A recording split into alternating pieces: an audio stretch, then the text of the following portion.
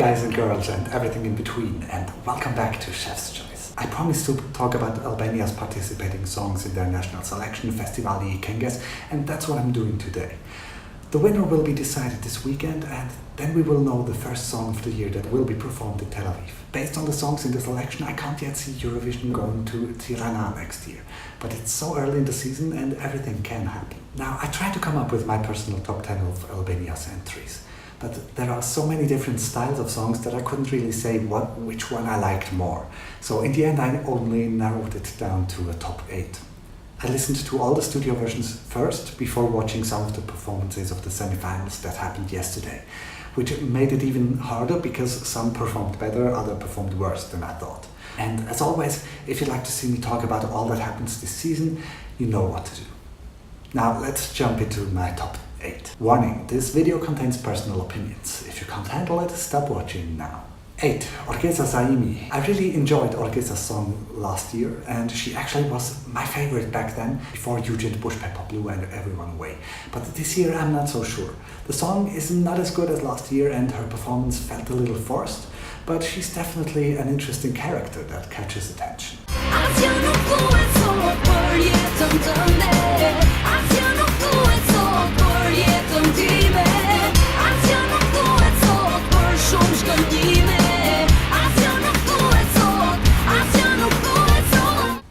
7. Soni Malaj. I would have ranked this higher than 7 if the live vocals were better. The song itself could be Fuego 2019, but the performance was a letdown for me. I guess there was a lot that can still be improved though, so I wouldn't count it out yet, but so far it didn't hold up to my expectations. Oh, yeah.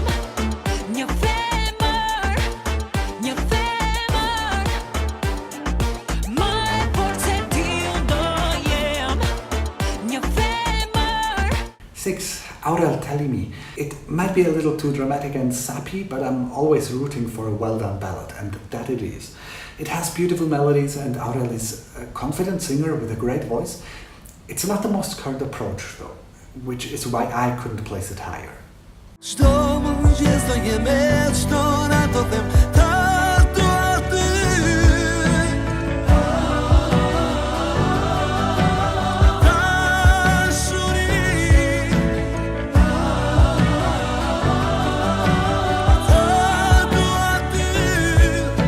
5. Eranda Libohova. This sounds very Italian somehow, which makes it interesting to me.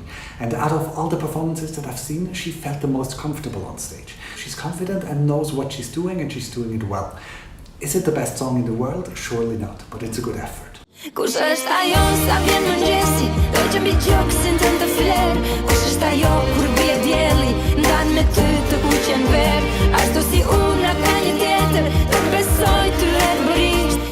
4. Artemisa, Mithi and Febi, Shkurti. I'm very conflicted about this song because I really love Artemisa's part of the song, but I don't like Febi's rap part.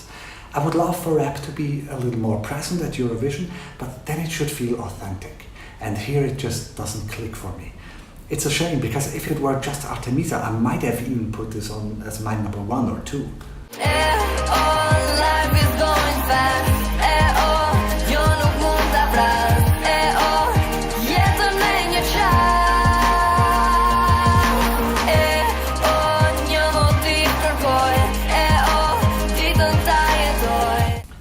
Mirut Nene.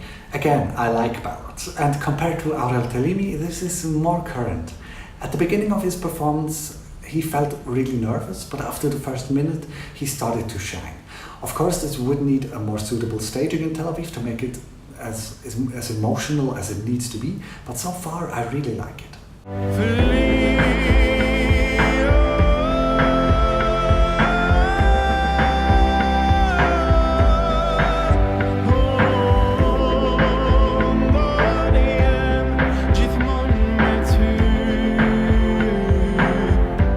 2. Jonida Maliqi. I love the drama in her song. I feel like there's a story in there that I don't understand. There are parts where it gets too screamy for me, and the instrumental could be tweaked to be a bit more current, but I think there's potential here that could be worked on until the revamped version gets out. I'm sure it's not everybody's favorite, but there was something that caught my attention when I listened through all the songs. That's a good sign.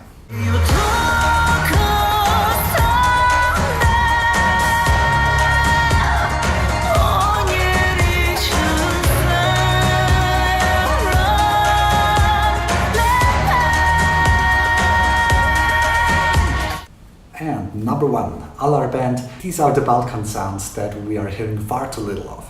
I think the chorus should be more distinct from the verses to make the song more dynamic, but if it's well done, this could be a fun entry for Tel Aviv that's true to Albania's culture and makes a lot of people happy.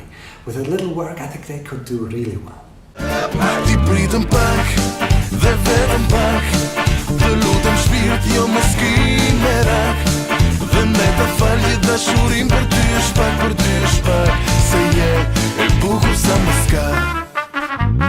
So these are my favorites out of all the contestants at Festivali I Ke. Who would you like to see winning? Tell me in the comments below.